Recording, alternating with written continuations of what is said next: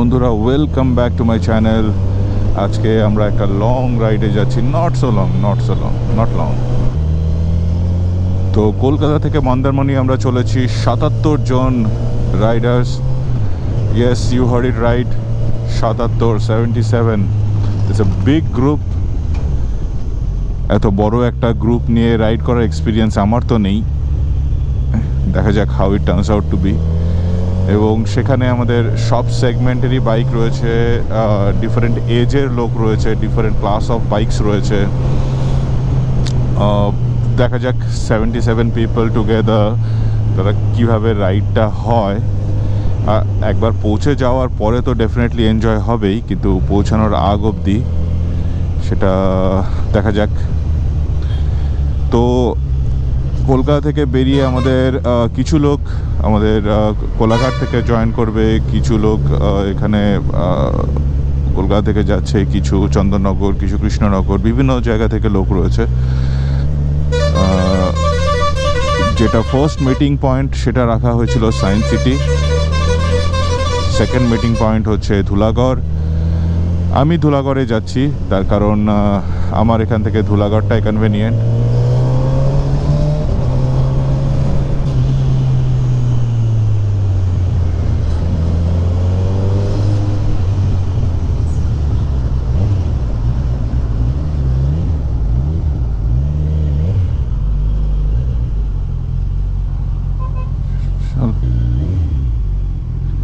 এখানেই রেখে দিক।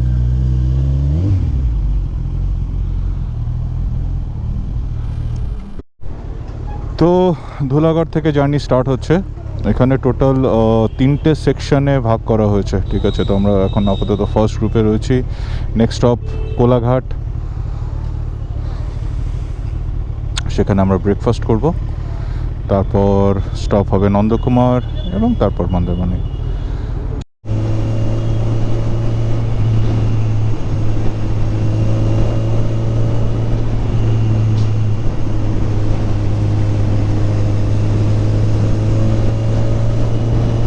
তো বন্ধুরা, স্প্লেন্ডারের স্পিড দিয়ে আমার স্পিড ডিফাইন হয়ে যাচ্ছে আজকে, কারণ গ্রুপে যেতে হবে সবাই একসাথে, that's the code of the group.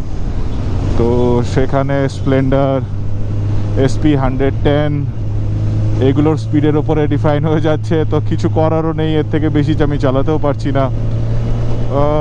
খুব জোর করে 6th গিয়ারে একদম লো আরপিএমে চলছি, দেখতেই পাচ্ছেন আপনারা।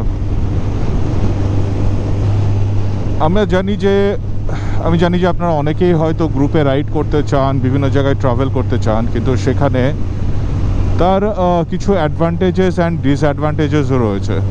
সবার আগে যেটা অ্যাডভান্টেজ নিয়ে কথা বলি, অ্যাডভান্টেজটা হলো এই, and that's probably the only advantage. সেটা হচ্ছে যে যখন আপনি গ্রুপে রাইড করবেন, তো তখন basically if you face any issue, কোনো ডিফিকাল্টি হলো রাস্তায়, তাহলে you can get immediate help. That's the only positive side of riding in a group. যেখানে যাবেন, সেখানে যাওয়ার পরে হয়তো গল্প গুজব, পার্টি করা, সেসব হতে পারে, কিন্তু সেগুলো দেখুন, সেগুলো রাইডের পারপাস নয়। রাইডে তো সেটা আপনি গাড়িতে গেলেও হবে, ট্রেনে, বাসে, প্লেনে, যে কোনো জায়গায় গেলেও আপনি ফ্রেন্ডসের সঙ্গে গেলে সেই সেম লেভেল অফ এনজয়মেন্টটা হবে। এখানে আমি যেটা পয়েন্টটা বলতে চাইছি সেটা বেসিক্যালি রাইড নিয়ে। তো রাইডের অনলি অ্যাডভান্টেজ যদি আপনি গ্রুপ রাইড করেন, তাহলে হচ্ছে এই যে একজন আরেকজনকে হেল্প করতে পারবেন, সেটা। কিন্তু ডিসঅ্যাডভান্টেজ প্রচুর রয়েছে, যে কারণের জন্য আমি সবসময় সোলো ট্রাভেলটাই বেশি পছন্দ করি। সেটা হলো যে গ্রুপে, if that's an unknown group, তো সবার রাইডিং স্কিল সেম হবে না। You have to be very careful. You have to define a code যে এইভাবে গ্রুপে রাইড হবে, তার বাইরে কেউ যাবে না। ইভেন তারপরেও হতে পারে যে কিছু লোক সেটাকে ফলো নাই করতে পারে, ঠিক আছে। তো গ্রুপ রাইডের এটা একটা খুব বড় ডিসঅ্যাডভান্টেজ। যে similarity, that dynamics may not match. Second হচ্ছে যে সবার ডিফারেন্ট ক্লাস অফ বাইকস থাকবে, তো যে সিঙ্ক্রোনাইজেশনটা গ্রুপের মধ্যে সেটা সবসময় প্রপারলি হয় না। তো সেটা সবসময় প্রপারলি হয় না, অসুবিধা হয়ে যায় এটা যে সবচেয়ে লেস পাওয়ারফুল যে বাইকটা রয়েছে সে ডিফাইন করে দেবে গ্রুপের ওভারঅল স্পিডটাকে।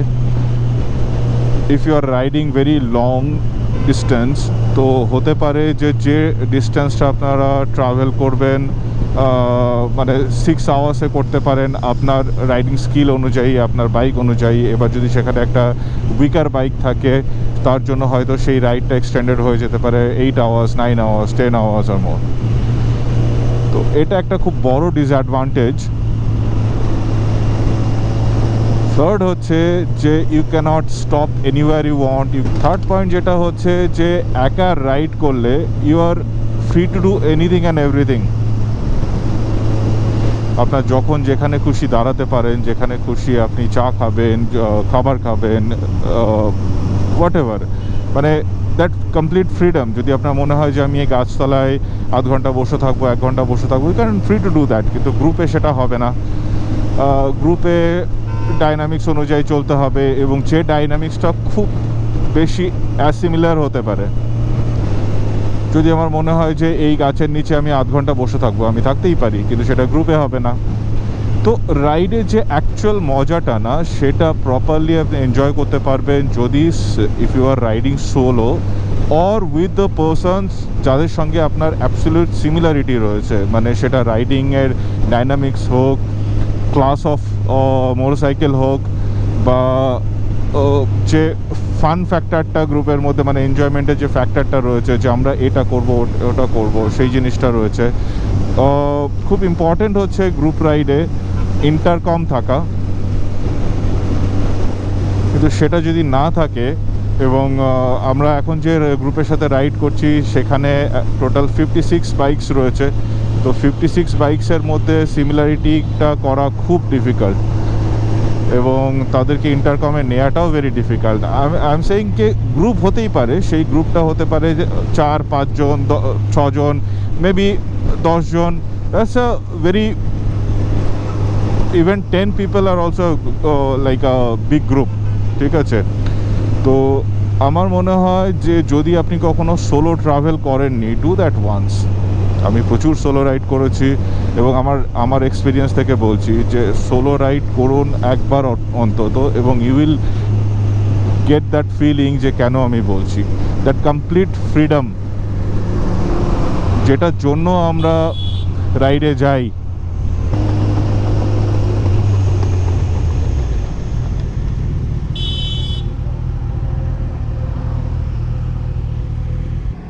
আমরা এখন দাঁড়ালাম কিছু একটা কারণের জন্য, কি কারণের জন্য জানি না। ওকে, স্টার্ট থেকে এইমাত্র যে ইনসিডেন্টটা হলো, তো বেসিক্যালি গ্রুপের একজনের কিছু একটা অসুবিধা হলো, সেটা দাঁড়াতে হলো। এবং আমার সামনের লাইন আপ থেকে বুঝতে পারছেন যে কি ভ্যারাইটি টাইপস অফ বাইকস রয়েছে এখানে। এবং সেখানে যারা একটু powerful bike, they are getting governed by the less powerful bike, and the which is okay. See, মানে পয়েন্ট এটা নয় যে যে কোনো বাইকে রাইড হতে পারে না, বাইক যে কোনো বাইকেই হতে পারে, ঠিক আছে? বাইকটা ইম্পর্টেন্ট নয়, রাইডার ইম্পর্টেন্ট, যে চালাচ্ছে সে কতটা এনজয় করছে, that is the most important part. কিন্তু যখন একটা গ্রুপে রাইড হচ্ছে, সেই গ্রুপের যে বাইকস রয়েছে তাদের ক্লাসটা সিমিলার হওয়াটা খুব ইম্পর্ট্যান্ট।